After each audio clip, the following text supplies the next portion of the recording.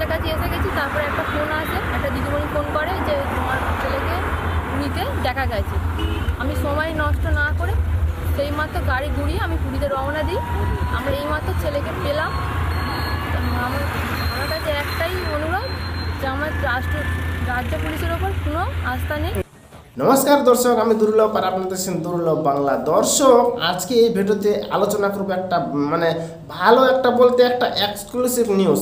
এই যে ডায়মন্ড হারবারে ঘটনাটা ঘটেছে, আপনারা হয়তো মিডিয়াতে দেখেছেন যে বিজেপির এক সন্তান, নাবালক সন্তান হয়ে গেছে, অপহরণ হয়ে গেছে। সে কোথায়? 1 এপ্রিলে হয়ে গেছে। হ্যাঁ, অপহরণ হয়ে গেছে এবং কি 10-12 দিন থাকার পরেও কোনো পাত্তা নেই সেই নাবালকের। সেই নাবালক ছেলেটির বাবা মা যার নাম হচ্ছে কৌশিক খাড়া এবং কৌশিক খাড়ার স্ত্রী থানায় যায়, লোকাল থানাতে গিয়ে বড়বাবুকে এসপি সাহেবকে বলে যে এরকম অপহরণ হয়েছে, ছেলেটাকে পাওয়া যাচ্ছে না, আপনারা একটা করুন, এফআইআর নিন। তো সেখানকার লোকাল থানা পরিষ্কার জানিয়ে দেয় যে না, আমরা সেভাবে নিতে পারবো না। যদি তুমি সেই জাহাঙ্গীর শেখ এবং কি শাহজাহান শেখের যদি অনুমতি নিয়ে আসতে পারো তবেই আমরা তদন্ত করতে পারবো। এভাবে কিন্তু সেখান থেকে থানা থেকে মুখ ফিরিয়ে চলে আসে, আবার বাড়িতে চলে আসে এবং কি তখন সাক্ষাৎ করে শঙ্কুদেব পান্ডার সঙ্গে। তখন শঙ্কুদেব পান্ডা এবং কি কৌশিক খাড়া এবং কি তার স্ত্রী, এই তিনজন মিলে রিপাবলিক বাংলায় কি করেছিল, একটা করেছিল আর কি, মিডিয়াতে কথা বলেছিল এবং কি সেখানে লাইভ বলেছিল যে যদি বিজেপি এই কৌশিক খাড়ার সন্তানকে না পাওয়া যায় তাহলে আমরা তার নাবালকের বাবা মা আর কি কৌশিক খাড়া এবং তার স্ত্রী এবং কি বিজেপি হাইকোর্টে যাবে, সিবিআই তদন্ত চাইবে। এই দাবিটা করার পর হাইকোর্টে যাওয়া এবং সিবিআই চাওয়া, এই দুইটা দাবির পর বেশ কয়েক ঘন্টার মধ্যে এই নাবালক ছেলের যে শিক্ষক, তার মোবাইল ফোন আসে এবং কি তার মোবাইলে বলে যে তার সন্তান নাবালক ছেলে সে পুরীতে আছে, ব্রিজ দেখতে গেছে। সঙ্গে সঙ্গে তার মা সে পুরীতে চলে যায়, হ্যাঁ, বিজেপি দল চলে যায়, হ্যাঁ, এখন সেখানে গিয়ে সেই ছেলেটাকে পায়। তাহলে ভাবুন দর্শক, ভোটের এখনো বেশ কয়েকদিন বাকি আছে, তবু তাতেই যদি এরকম ঘটনা ঘটে, হ্যাঁ, ছেলে নাবালককে অপহরণ করা হচ্ছে।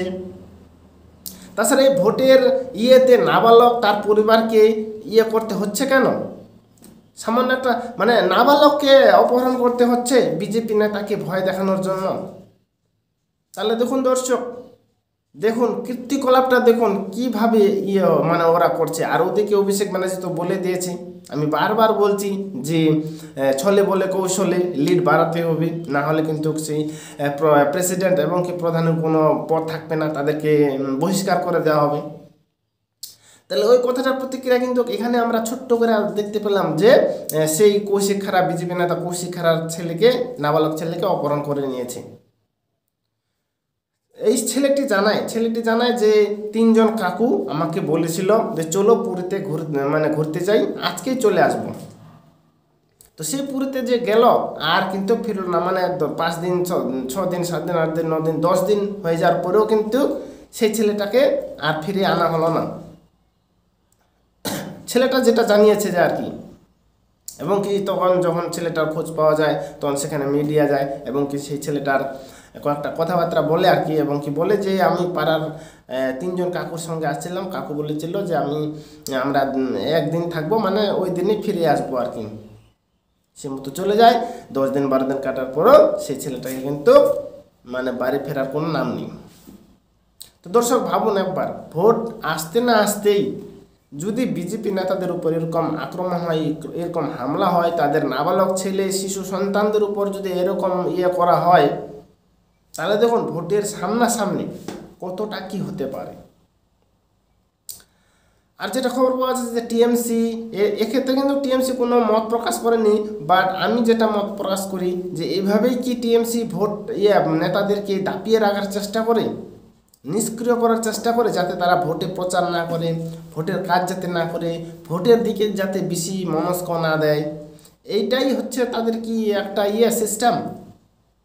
তো দর্শক, আপনারা অবশ্যই কমেন্ট বক্সে কমেন্ট জানাবেন যে এটাই কি তৃণমূলের লক্ষ্য, যে যারা বিজেপি নেতা তাদেরকে আগে দাপিয়ে দাও, ছলে বলে কৌশলে তাদের স্ত্রী, তাদের সন্তান, তাদের মেয়ে যা আছে, তাদের বাবা মা যা আছে তাদের উপর অত্যাচার করো, তাহলে বিজেপি নেতা মানে অটোমেটিক হয়ে যাবে, নিষ্ক্রিয় হয়ে যাবে।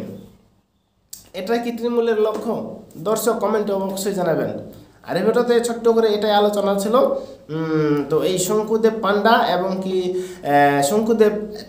কি বিজেপির এই ছেলেটাকে 10 দিনের মাথায় পাওয়া গেল, এবং কি শঙ্কুদেব পান্ডা এবং কি তার কৌশিক খাড়া এবং কি তার স্ত্রী জানিয়ে দিয়েছে যে আমরা এ বিষয়ে হাইকোর্টে যাব এবং কি সিবিআই তদন্ত চাইব, কারণ রাজ্য পুলিশের উপর ভরসা নেই। আর রাজ্য পুলিশের উপর কারোই ভরসা নেই,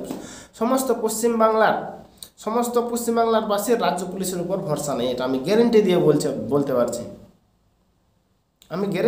এবারে কোনো মানে পশ্চিমবঙ্গের সমস্ত জনসাধারণ এই পশ্চিমবাংলার পুলিশের উপর, রাজ্য পুলিশের উপর কোনো ভরসাই করছে না।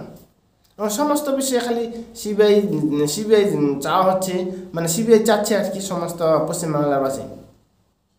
তো দর্শক, এই ভিডিওতে এটাই ছিল ছোট্ট করে আলোচনা বিষয়। আশা করি ভিডিওটা ভালো লেগেছে। যদি ভিডিওটা ভালো লাগে তাহলে আমার এই চ্যানেলটাকে সাবস্ক্রাইব করে, ঠিক আছে? দেখাচ্ছি পরে ভিডিওতে। ততক্ষণে ভালো থাকবেন, সুস্থ থাকবেন, বাই।